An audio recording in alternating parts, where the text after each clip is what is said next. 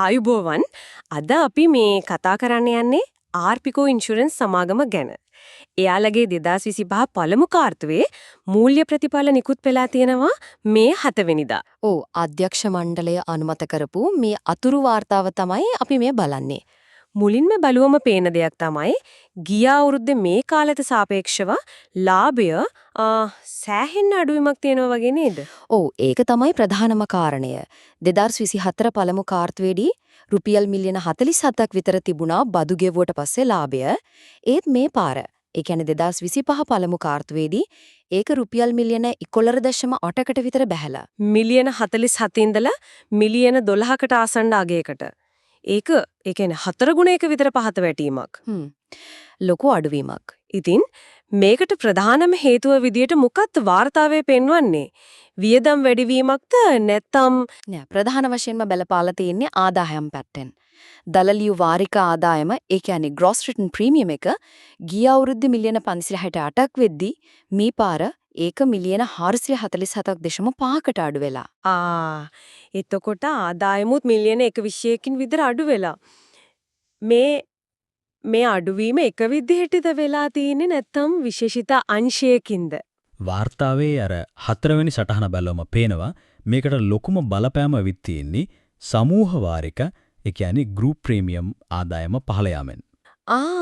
group premium වලින් එන ආදායම තමයි ගොඩක්ම අඩු වෙලා තියෙන්නේ. ඔව් ඒක තමයි ප්‍රධාන හේතුව. ඒත් එක්කම මම දැක්කා අනිත් පැත්තෙන් රක්ෂණ ප්‍රතිලාභ සහ හිමිකම් ගෙවීම එහෙම අඩු වෙලා තියලා නේද? ගිය අවුරුද්දේ මිලියන 321ක් ගෙවලා මේ පාර මිලියන 207යි ගෙවලා තියෙන එක හොඳ දෙයක් නේ. ඔව් හිමිකම් ගෙවීම අඩුවීම ඇත්තටම ධනාත්මක දෙයක් තමයි. ඒකින් යම් සහනයක් ලාභයට ලැබිලා තියෙනවා. හැබැයි අර මුලින් කිව්ව වාරික ආදායමේ වුණු ලොකු අඩුවීමක් තියෙනවා නේද? අන්න ඒක පියවන්න මේ හිමිකම් ගෙවීම ප්‍රමාණවත් වෙලා නැහැ. හරි. ඒ කියන්නේ ආදායමේ අඩුවීම වැඩි හිමිකම් අඩුවීමට වඩා. හරියටම. ඒකේ ප්‍රතිඵලයක් විදිහට තමයි අර කොටසකට ඉපැයීම EPS එක ගිය අවුරුද්දේ 7%කයි ඉඳන් මේ පාර 10%කටම බහලා තියෙන්නේ. පැහැදිලි. එතකොට ලාභයයි ආදායමයි මෙහෙම අඩු වෙද්දී සමාගමේ මූල්‍ය තත්ත්වය ඒ කියන්නේ අර වත්කම් කොටස් ප්‍රාග්ධනය වගේ දේවල් කොහොමද? එතනනම් ලොකු කම්පනයක් වෙලා නැහැ වගේ 2024 දෙසැම්බර් අග එක්ක බලද්දී 2025 මාර්තු අග වෙද්දී සමස්ත වත්කම් බිලියන 5ක විතර තියෙන එක ස්ථාවරයි කොටස් හිමි ප්‍රාග්ධනය බිලියන 1.8ක් වගේ එතන පොඩි අඩුවීමක් විතරයි පේන්න තියෙන්නේ. වත්කම් ස්ථාවරයක හොඳයි ඒත් මන් දැක්ක තව දෙයක් සමස්ත විස්තීර්ණ ආදායම total comprehensive income එක ඍණ අගයක් වෙලා නේද? රුපියල් මිලියන 11ක් විතර. ඔව්. ශුද්ධ ලාභය ධන වුණාට මේක ඍණ වෙලා. ඒ කොහොමද? මොකක්ද ඒකේ වෙනස? හොඳ ප්‍රශ්නයක්. මේ සමස්ත විස්තීර්ණ ආදායම කියන්නේ ශුද්ධ ලාභයට අමතරව තව දේවල් එකතු වුණු අගයක්.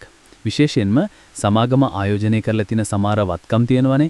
ඒවයි වෙළඳපොළ වටිනාකමේ වෙනස් වීම වගේ දේවල්.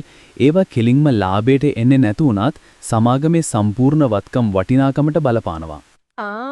එතකොට ලාභයට අමතරව වෙනත් සාධකත් බලපානවා. ඔව් මේ පාරේ එක ශ්‍රුණ වෙන්න ප්‍රධානම හේතුව තමයි විකිණීමට ඇති මූල්‍යවත්කම්. ඒ කියන්නේ available for sale financial assets වල වෙළඳපොළ වටිනාකම පහළ ගිහින් තියෙන එක.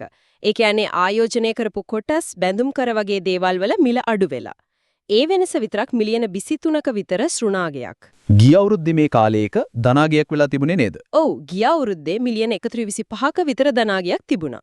ඉතින් මේකෙන් පේන්නේ වෙළඳපොලේ අස්ථාවරත්වය ඒ කියන්නේ පොලි අනුපාත වෙනස් වීම වගේ දේවල් මේ රක්ෂණ සමාගම් වලටත් බලපානවා කියන එක.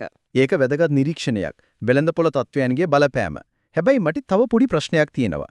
ලාභය අඩු වෙලා විස්තීර්ණ ආදායම ශ්‍රුණ වෙලත් කොහොමද කොටසක ශුද්ධ වත්කම් අගය net assets per share වැඩි වෙලා තියෙන්නේ? ගිය පාර 22.4යි බිඳුවේ නම් මේ පාර 27.63ට. ඔව් ඒක ටිකක් පැටලිලි සහගත වෙන්න පුළුවන්. කොටසක ශුද්ධ වත්කම් අගේ ගණනය කරන්නේ මුළු කොටස් හිමි ප්‍රාග්ධනයේ total equity කොටස් ගානෙන් බෙදලා. සමහර විට විස්තීර්ණ ආදායම ශ්‍රුණ වුණත් වෙනත් ප්‍රාග්ධන සංචිතවල වෙනස් වීම එහෙම නැත්නම් වෙනත් ගැළපීම් නිසා කොටසකට අදාළ ප්‍රාග්ධනාගේ ඉහළ යන්නේ ඇති. ඒක ගැඹුරින් බලන ඕන දෙයක්. හරි. එතකොට මුදල් ප්‍රවාහය ගැනත් පොඩ්ඩක් කතා කරමු. සමාගමේ මුදල් තත්ත්වය කොහොමද? මෙහියුම් කටයුතු වලින් නම් තාමත් සල්ලි එළියට යන ගතියක් තියෙන්නේ. ඒ කියන්නේ සුද්ධ මුදල් ප්‍රවාහය ශ්‍රුණයි. හැබැයි ගිය අවුරුද්දට වඩා ඒ ශ්‍රුණ අගේ ටිකක් අඩු වෙලා තියෙනවා. ඒක යම් දියුණුවක්. ආයෝජන පැත්තෙන් ආයෝජන කටයුතු වලින් නම් ධන මුදල් ප්‍රවාහයක් ඇවිත් තියෙනවා. ඒ කියන්නේ ආයෝජන වලින් මුදල් ලැබිලා. මේ ඔක්කොම එක්ක බැලුවම කාල සීමාව අවසානයේ සමාගම අතේ තියෙන මුදල් ශේෂය නම් සෑහෙන්න වැඩි වෙලා. එහෙමද? ඔව්. ගිය අවුරුද්දේ මාර්තු අග මිලියන 54ක් වගේ තිබුණු එක මේ පාර මාර්තු අග වෙද්දි මිලියන 223ක් වෙලා. ඒක නම් හොඳ ප්‍රවණතාවක්. අන්තිමක කොටස් හිමිකාරීත්වය ගැනත් කිමුද? එතන වෙනසක් තියෙනවද? ලොකු වෙනසක් නම් නෑ. අර ප්‍රධාන කොටස් හිමිකරුවෝ තුන්දෙනා කෑගල්ල වැවිලි, රිචඩ් පීරිස් ඩිස්ට්‍රිබියුටර්ස් සහ රිචඩ් පීරිස් සහ සමාගම ඒගොල්ලෝ තාමත් 91ක් පකට වඩා අයිතිය තියාගෙන ඉන්නවා. ඒ කියන්නේ මහජන අයිතිය 10ටත් අඩුයි. ඔව් 10ක් වගේ තමයි තියෙන්නේ. එහෙනම් මේ ඔක්කොම සාරාංශයක් විදිහට ගත්තොත් ආර්පිකෝ ඉන්ෂුරන්ස් සමාගමට 2025 පළමු කාර්තුව ටිකක් අභියෝගාත්මක වෙලා තියෙනවා වගේ විශේෂයෙන්ම සමූහ වාරික ආදායම අඩුවීම නිසා ශුද්ධ ලාභය සෑහෙන අඩු වෙලා. ඒ වගේම වෙළඳපොළ බලපෑම් නිසා විස්තීර්ණ ආදායමත් ශ්‍රින වෙලා. ඒක ඇත්ත. හැබැයි අනිත් පැත්තෙන් වත්කම් ස්ථාවර මට්ටමක තියෙනවා, මුදල් ශේෂයත් සැලකිය යුතු ලෙස ඉහළ ගිහින් තියෙනවා, හිමිකම් ගෙවීම අඩුවීමත් හොඳ දෙයක්. ඔව්. ඉතින් දැන් බලන්න තියෙන්නේ. ඔව්. දැන් ඉස්සරහට තියෙන ප්‍රශ්නේ තමයි මේ ආදායම් පැත්තේ තියෙන පීඩනයේට විශේෂයෙන් අර සමූහ වාරික අංශයේ වර්ධනයක් ඇති කරගන්න ඒ වගේම වෙළඳපොලේ මේ අස්ථාවරත්වයට මුහුණ දෙන්න ආර්පිකෝ ඉන්ෂුරන්ස් සමාගම මොන වගේ උපාය මාර්ග යොදයිද කියන එක. ඕන්න කොහොමද මේ තත්වයෙන් ගොඩ එන්නේ කියන එක නේද? ඒක තමයි ඉස්සරහට බලන් ඉන්න වෙන්නේ.